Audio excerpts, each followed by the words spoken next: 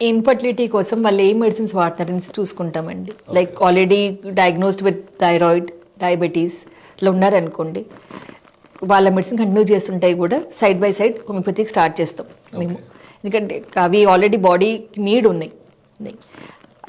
Once hormones reset అవుతున్న కొద్దీ వాటి అవసరాలు తగ్గుతూ వస్తాయి. అట్లని కానీ యాంటీబయోటిక్స్ ఆర్ అదర్ కాఫ్ సిరప్లు కానీ, పెయిన్ రెమెడీస్ అనేవి కానీ, ఇట్లా పెయిన్ కిల్లర్స్ ఉంటాయి which disturb the gut more, అటువంటి మటుకు వీళ్ళంత వరకు అవాయిడ్ చేయిస్తాం. అంటే ఇప్పుడు హోమియోపతి మందులు వాడితే ఎటువంటి సైడ్ ఎఫెక్ట్స్ ఏమైనా వచ్చే అవకాశాలు ఉంటాయి? హోమియోపతి సేఫ్ మెడిసిన్స్ అండి. దాంట్లో అసలు మెటీరియల్ డోస్ ఉండదు.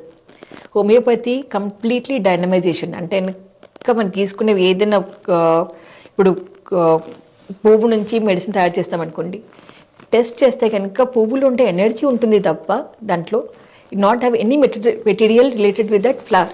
సో దేని సబ్స్టెన్స్ లేదో సైడ్ ఎఫెక్ట్స్ అన్నది క్రియేట్ చేసే అవకాశం ఉండదు. సో మీకు అటువంటి సైడ్ ఎఫెక్ట్స్ కానీ, అందుకని హోమియోపతి అన్నిటికన్నా సేఫెస్ట్ ఆప్షన్గా పెట్టుకుంటారు.